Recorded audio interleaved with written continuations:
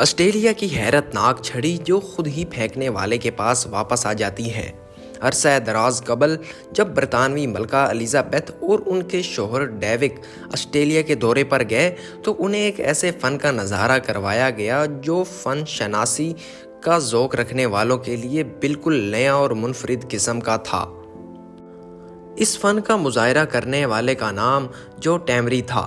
وہ آسٹریلیا کی قدیم نسل ایبوریجن سے تعلق رکھنے والا سیاہ فام گھٹے جسم والا کوتاہ قامت شخص تھا۔ اس نے جس آلے سے اپنے فن کے مظاہرے سے ناظرین کو محظوظ کیا تھا وہ آسٹریلیا کا جانا پہچانا امتیازی نشان بومرنگ تھا۔ اس 2.5 فٹ کے آلے کو ٹمری نے اس طرح پھینکا تھا کہ یہ ایک آدمی کے سینے تک کی اونچائی تک بلندی پر ہوا کو چیرتا ہوا 40 گز دور تک پہنچ کر ایک دم ہوا میں 100 فٹ تک اونچا بلند ہو گیا۔ پھر اس نے ایک لمبا چکر کاٹا اور تیزی سے اپنے پھینکنے والے کی طرف نیچے آنے لگا۔ اس کے پاس آتے آتے اس کی رفتار بے حد کم ہو گئی تھی۔ یہ اس کے سر پر منڈلانے لگا تھا۔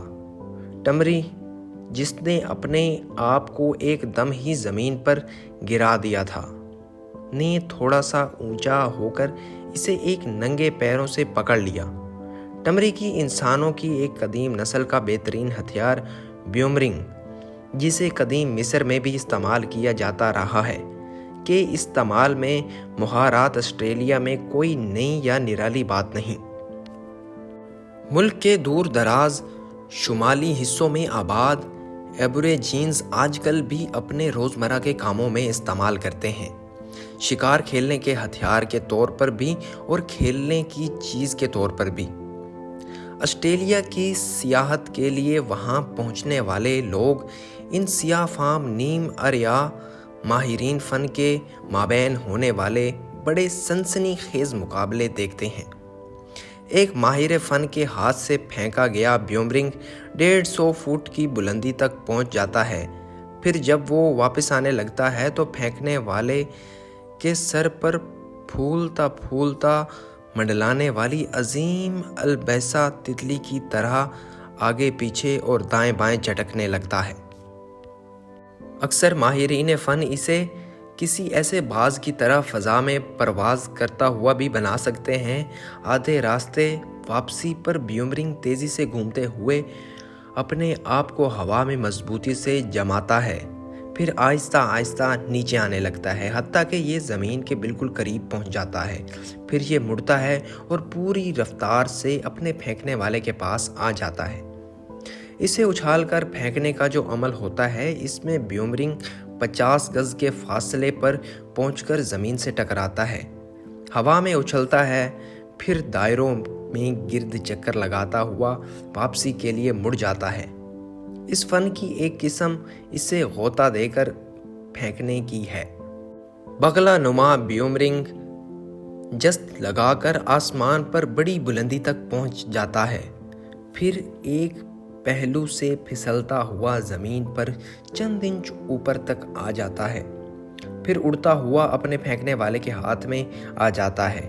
اکثر مقابلوں میں ایبوریجینز اپنے بومرنگ کو 130 یا 150 گز تک دور واقع درختوں کی طرف پھینک کر ان کے گرد چکر لگوا دیتے ہیں۔ اس طرح کے پھینکے جانے والے عمل میں بومرنگ 50 میل فی گھنٹہ یا اس سے بھی زیادہ رفتار سے تیزی سے گھومتا ہوا اڑتا ہے کہ یہ لکڑی کی تیز کناروں والی تھالی نما معلوم ہوتا ہے۔ 20 فٹ کی بلندی پر پہنچ کر یہ ایک بڑے سے دائرے کی صورت میں درخت کے گرد چکر لگاتا ہے، پھر واپسی کے لیے مڑ جاتا ہے۔ رفتار پکڑتے پکڑتے اس میں بن بناہٹ جیسی آواز پیدا ہونے لگتی ہے۔ یہ اپنے پھینکنے والے کے قدموں میں جا کر گرتا ہے کہ اس کے کناروں کے سرے زمین میں 6 انچ تک دھنس جاتے ہیں۔ یہ نظارہ دیکھنے والوں کے لیے انتہائی سنسنی خیز ہوتا ہے۔ ان کے بازوؤں کے درمیانی زاویے 90 ڈگری یا 100 ڈگری کے ہوتے ہیں۔ اپنی صورت و حیت میں قدیم ہتھیار ایک جیٹ طیارے کے پیچھے کی طرف مڑے ہوئے پروں سے مشابہ دکھائی دیتا ہے۔ اگر آپ کسی بومرنگ کا معائنہ کریں تو آپ دیکھیں گے کہ اس کا ایک بازو دوسرے بازو سے چند انچ سے زیادہ لمبا ہوگا۔ اس کا ایک پہلو چپٹا اور دوسرا پہلو گول یا خمدار سا ہوتا ہے۔ اس کے بلیڈوں میں خفیف سا ترچھا پن ہوتا ہے جس کی بدولت بیومرنگ ہوا میں بلند ہوتا ہے۔ بازوؤں کی خمدار صورت ہوائی جہازوں کے پروں کی طرح لفٹ تخلیق کرتی ہے، لیکن چونکہ بیومرنگ اپنے پھینکنے والے کے ہاتھ سے عمودی صورت میں اوپر اٹھتا ہے، اس لیے لفٹ اسے ایک پہلو کی طرف کھینچتی ہے۔ خمدار راستے کی طرف جس پر اڑتا ہوا وہ اپنے پھینکنے والے کے پاس واپس آ جاتا ہے۔ یہ قدیم ترین لوگ آخر ایسی ایجاد کیسے آگاہ ہوئے جو مرکب ہوائی حرکیاتی اصولوں کی تجسیم ہے؟ تقریباً یقینی طور پر اس نے ایک ابتدائی ہتھیار سے ارتقائی منازل طے کرتی ہیں۔ ابتدا میں استعمال ہونے والی یہ پھینکی جانے والی چھڑی یا شکار کے لیے استعمال ہونے والا بیومرنگ جو دونوں پہلوؤں سے چپٹا، لمبا اور بھاری ہوتا ہے، اڑان میں ڈگمگا جاتا ہے اور اپنے پھینکنے والے کے پاس واپس نہیں آتا تھا۔ پھر اس کی بناوٹ میں تبدیلیاں کی گئیں، اس کی کردگاری کو بہتر بنایا گیا، اس کے غیر ضروری بھاری پن کو ختم کیا گیا، بلیڈوں کو تیز کیا گیا۔ اس طرح یہ ایک بہترین آلہ فن ہی نہیں، بہترین شکاری ہتھیار بھی بن گیا ہے۔ اسے مچھلیوں کا شکار سے لے کر کینگروؤں کے شکار تک کیا جاتا ہے۔